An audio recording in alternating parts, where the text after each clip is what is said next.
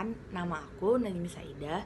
Aku perwakilan dari kelompok 7, mau ngepresentasiin campaign yang udah dibuat sama tim kita, tim aku gitu. Eh, yang bekerja sama dengan Kemenkominfo untuk membuat gerakan kesadaran kepada masyarakat untuk stop mudik dulu. Nah, untuk tim aku ada siapa aja sih? Yang pertama ada Dava Udin sebagai account handling dan aku sebagai copywriter. Lalu ada Muhammad Raihan Herdiansyah atau Raihan sebagai strategic planner dan Muhammad Humam Yasser Al-Wafi sebagai media dan juga Hamidah Nur Fitrani sebagai graphic designer kita.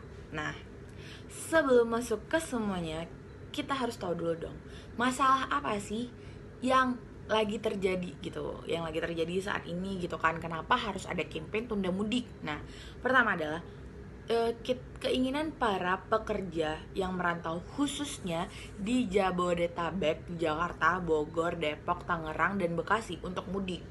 Nah, setelah kita tahu masalahnya, itu kan tadi udah masalahnya itu adalah keinginan para pekerja mau pengen mudik nih. Apalagi kalau misalnya orang-orang di Jabodetabek itu adalah orang-orang yang kebanyakan adalah perantau gitu kan, perantau dari Bali misalnya, terus dari Bandung, dari Kalimantan, bisa jadi dari Medan gitu-gitu. Nah, tujuannya adalah untuk menciptakan kesadaran kepada masyarakat tadi itu tuh untuk nggak mudik dulu, jadi kayak stop mudik dulu gitu loh maksudnya. Nah, dari itu semua kita bakal ngerinciin data-data mudik dari 2 tahun terakhir sebelum 2021, yaitu tahun 2019 sebelum adanya virus corona yang ada di Indonesia. Nah, kita dapat sumber ini dari IDN Times. Menurut PT KAI, total 239.184 penumpang berangkat menggunakan kereta di stasiun Gambir dalam periode tanggal 26 Mei hingga 6 Juni 2019. Nah, itu melalui kereta api Indonesia ya. Kedua, dari data Kemenhub memprediksi sebanyak 14.901.468 warga Jabodetabek melakukan mudik lebaran di tahun 2019. Angka ini diketahui berdasarkan hasil survei yang udah dilakukan sama Badan Penelitian dan Pengembangan Perhubungan yang telah dilakukan terhadap 7.762 responden rumah tangga. Itu yang kedua. Yang ketiga, ternyata melalui pesawat udara di Bandara Soekarno-Hatta, jumlah penumpang selama kurun waktu dari H-7 hingga H-1 selebaran ya pastinya tercatat sebanyak 1.206.253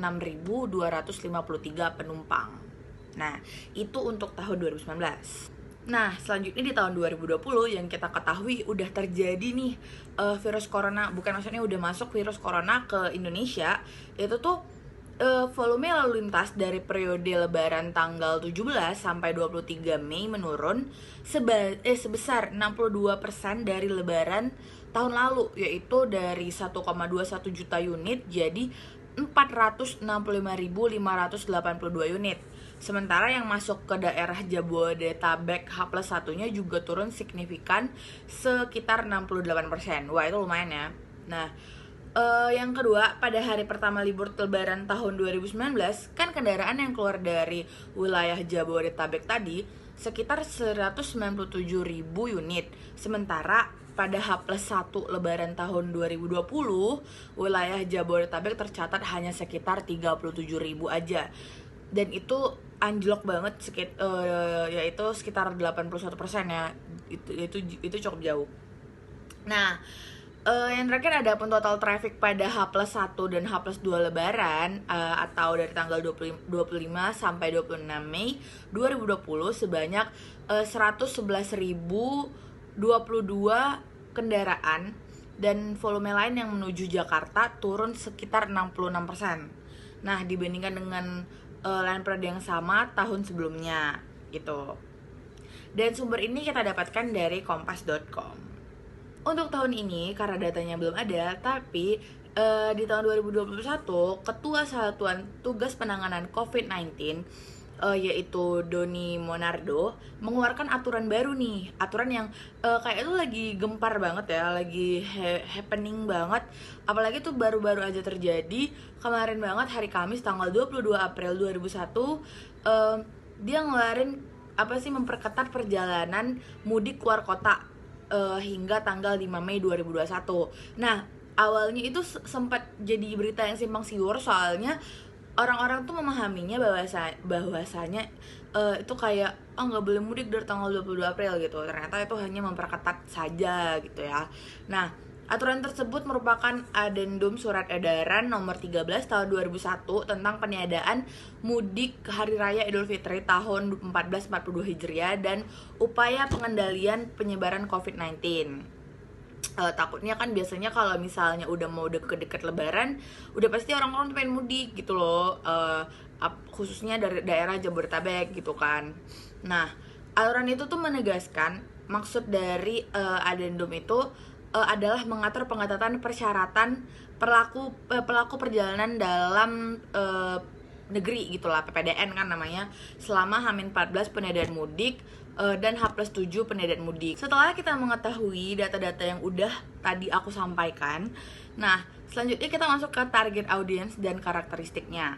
Tadi kayaknya udah ada aku tekankan bahwasanya target audience yang perlu kita lakuin adalah ke pekerja yang ada di Jabodetabek, Jakarta, Bogor, Depok, Tangerang, dan Bekasi.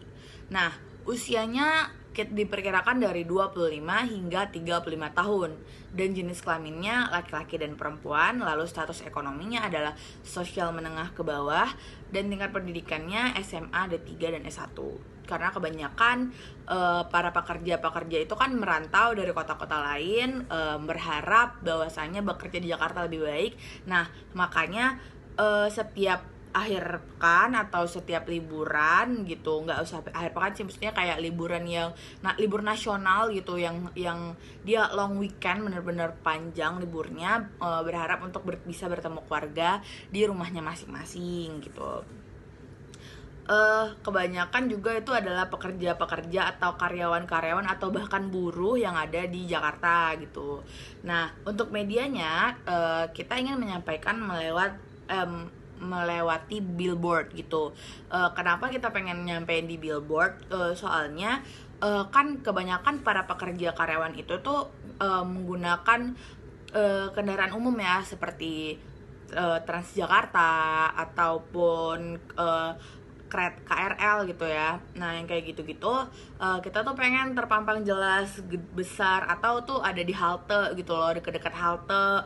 Nah, fungsi medianya itu yang menciptakan persepsi terhadap target audience kita tadi, yaitu para pekerja masyarakat di Jabodetabek tadi, pekerja rantau maksudnya. Nah, jenis konten yang ingin disampaikan adalah melalui print ad, karena kan kita pengen ini nempel tuh di billboard ataupun kayak dekat-dekat halte dan sebagainya gitu. Nah, dengan slogan silaturahim tetap jalan tanpa harus pulang ke kampung halaman gitu. Nah, pastinya visual yang pengen kita gambarin adalah latar belakangnya ketika lebaran ya, karena kan kita ketahui bahwasanya ketika lebaran itu orang-orang pasti bakal berkumpul, terus makan opor bareng, makan rendang bareng gitu-gitu. Nah, untuk saat ini kita gambarkan saja bahwasanya mereka itu salah seorang perantau itu lagi video call sama keluarganya gitu, lagi video call dengan keluarganya, terus ditampilkan kayak memperlihatkan ada tablet gitu, terus ada hologram keluarga yang hadir, jadi kayak muncul gitu keluarganya yang lagi hadir di dekatnya, jadi biar kerasa gitu loh kedekatannya, terus kayak kehangatannya gitu. Jadi tanpa dia harus mudik, dia masih bisa gitu loh untuk silaturahmi sama keluarganya, masih kayak bertanya-tanya gitu, bertanya kabar dan sebagainya gitu. Jadi tetap hangat, dekat, dan insya Allah rindunya masih bisa tersampaikan. Nah, terkait grand ideas-nya sendiri, dari kelompok kita itu ngambil kenapa nggak berfokuskan sama dampak virus corona kalau misalnya lagi mudik. Makanya kita di dalam print ad itu nggak ada kayak ini tuh karena mencegah virus corona, terus misalnya ada bentuk-bentuk virus corona, karena orang-orang sekarang tuh udah kayak udah males banget gitu loh sama corona. Kayak alah beritanya soal corona lagi, ya lah udah corona lagi, udah corona lagi. Saking malesnya tuh aku yakin banget pasti tuh nggak banyak dari kita yang ngetahui kayak misalnya hari ini tuh berapa sih orang yang udah terjangkit virus corona di kota masing-masing, atau di Indonesia, atau misalnya di Jabodetabek itu sendiri, atau bahkan di kecamatan itu sendiri. Pasti kayak udah nggak peduli sama sekali kan, kayak udahlah paling ntar juga sembuh. Kalau misalnya kan baru-baru ini ada seorang YouTuber terkenal, dia juga sebelumnya udah pernah kena virus corona, terus tahu-tahu kena lagi, tapi kan nanti bisa sembuh lagi. Paling orang tuh jadi kayak gitu. Jadi kayak kalau misalnya ada berita soal corona, orang-orang malah menolak. Makanya kita berfokus sama apa sih yang jadi interest sama masyarakat kita gitu. Nah, selanjutnya yang kedua itu terfokus pada penyampaian bahwasanya mudik itu nggak perlu dilakukan dan silaturahmi dapat dilakukan dengan berbagai cara. Nah, itu sama kayak kayak slogan kita tadi tuh, bahwasanya silaturahim tetap jalan tanpa pulang ke kampung halaman. Karena udah banyak banget sekarang itu solusi yang bisa kita lakuin tanpa kita harus pulang ke rumah. Kita harus pulang ke kota yang lain gitu, misalnya harus menyeberangi pulau gitu. Itu adalah solusinya smartphone. Kita kan udah punya smartphone. Aku yakin banget udah banyak banget orang menggunakan smartphone dan WhatsApp, atau ya maaf aku menyebutkan aplikasinya, atau sekarang ada Zoom, Google Meet yang gratis gitu loh. Nah, kita bisa video call lewat itu gitu. Makanya kita masukin di dalam periode itu kayak semacam video callan.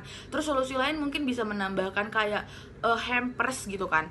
Zaman sekarang nggak perlu datang ke rumah tuh, kita bisa kirim-kiriman hampers lebaran gitu.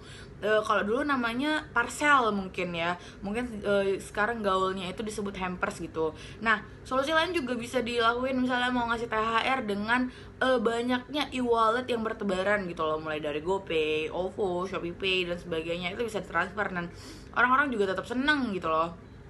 Nah, untuk pendekatan emosional yang terakhir adalah di dalam periode itu udah kita sebutin bahwa ada keluarga gitu loh, ada keluarga di dalamnya. Karena kan kalau misalnya lebaran itu emang kita tuh selalu didekatin dengan yang namanya keluarga gitu loh pastinya. Makanya di situ ada kita taruh kayak muka-muka keluarga, terus ada misalnya nenek-nenek, ya mungkin itu ibunya atau memang itu neneknya dan sebagainya gitu-gitu. Nah, mungkin sekian dari kelompok aku dan teman-temanku gitu, kelompok 7 ya. Apabila ada kesalahan mohon maaf, dan semoga yang kita sampaikan bermanfaat. Sekian dari kita. Assalamualaikum warahmatullahi wabarakatuh.